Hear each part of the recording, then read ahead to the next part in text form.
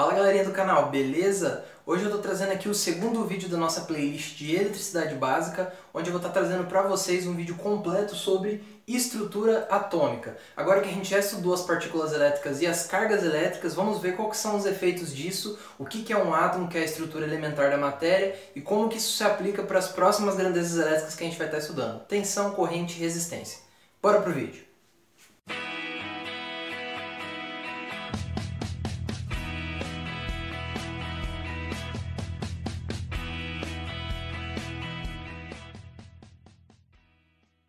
Bom, para começar, vamos fazer aquela pequena revisão porque a gente já tinha abordado o que era o átomo no vídeo anterior. O átomo nada mais é do que a menor unidade da matéria, a parte elementar, a parte fundamental e básica da matéria, da composição física da matéria. Então agora a gente vai pegar o átomo mais simples, do elemento mais abundante que existe, que a gente tem conhecimento, que é o átomo de hidrogênio, e dar uma olhada como que funciona a estrutura dele. Vem comigo! Esse aqui é o átomo de hidrogênio. Ele é composto basicamente por duas regiões, onde uma região é essa daqui, que a gente chama de núcleo atômico. É no núcleo atômico que se localizam os prótons e os nêutrons. E nós temos essa região exterior aqui, que pode ter uma ou ter mais, que a gente chama de eletrosfera, que é onde estão localizados, situados os elétrons. Enquanto os prótons e os nêutrons ficam parados aqui dentro do núcleo, ficam fixos dentro do núcleo, os elétrons, se tiver logicamente mais de um orbital aqui nessa parte da eletrosfera, podem ficar transitando entre essas camadas, esses orbitais que estão em volta do núcleo atômico, ok? Vale ressaltar que o modelo atômico que a gente está utilizando aqui é o modelo Bohr-Rutherford. A gente já sabe que hoje a gente tem um modelo muito mais preciso da parte atômica, que trata com aquela parte de probabilidade e nuvens probabilísticas de elétrons e tudo mais, mas o modelo atômico de Bohr-Rutherford é melhor para começar, ele é mais simples, ele é didático e ele atende muito bem a parte inicial que a gente vai estar estudando de grandezas elétricas, beleza?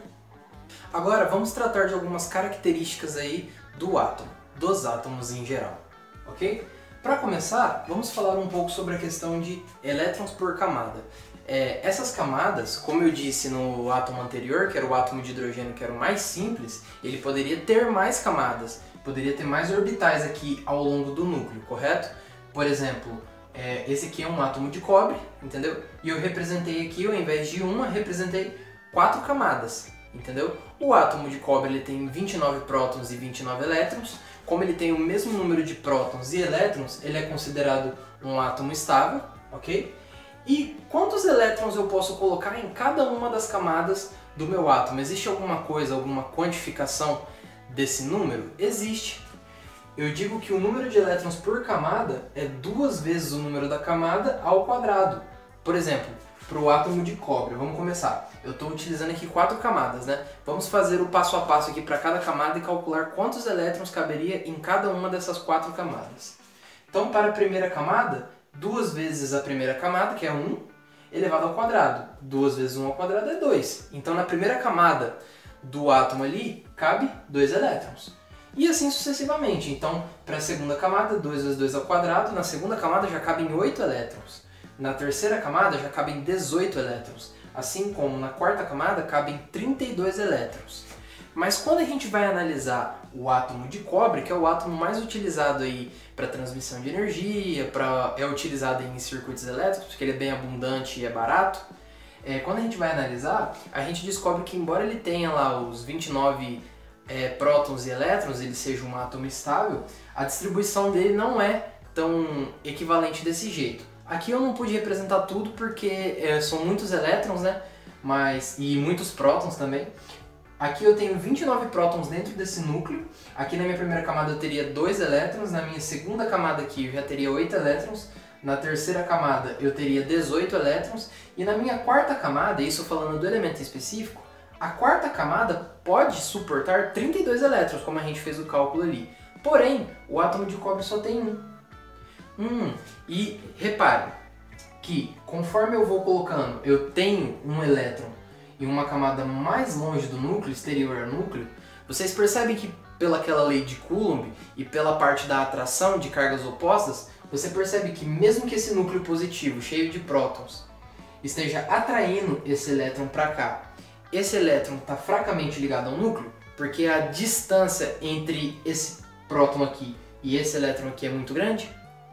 Então, por essa questão, esse elétron aqui que está mais distante do meu núcleo, eu costumo chamar de elétron livre. Por que eu chamo ele de elétron livre? Porque ele está fracamente ligado ao núcleo. Lembra que a minha força elétrica de atração ou de repulsão está ligado à distância ao quadrado? Então, olha o tamanho dessa distância. Quanto maior a distância, menor é a força ao quadrado. O fator é quadrático. Portanto, esse cara aqui quase não sofre influência do núcleo atômico aqui, dos prótons que estão no meu núcleo atômico. Ok?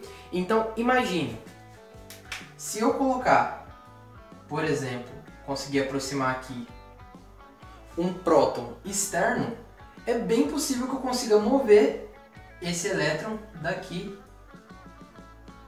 para cá. Entenderam? Com isso, a gente consegue compreender então como se formam os potenciais elétricos, correto?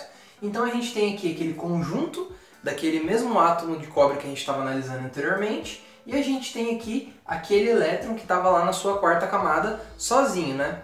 Como ele está a uma distância maior do núcleo, como eu tinha dito anteriormente, existe uma fraca força de atração entre os prótons aqui do núcleo e esse elétron da quarta camada. Por isso, se eu aproximo uma região positiva aqui, no caso um próton, né? Esse elétron que estava aqui na quarta camada, ele vai saltar para cá. Por quê? Porque a força de atração desse elétron com essa região positiva é maior do que a força de atração entre esse elétron e esse núcleo atômico aqui. Então esse cara vai saltar para cá, tem tendência a saltar para cá. Quando ele escapa aqui da orbital, ele se torna aquele elétron livre que eu tinha falado para vocês. E o que acontece? Agora esse átomo aqui fica um pouco desbalanceado, por quê? Agora ele tinha anteriormente 29 prótons e 29 elétrons. Agora que esse elétron saiu daqui dessa orbital, esse cara ficou com 29 prótons e 28 elétrons. Ele ficou desbalanceado.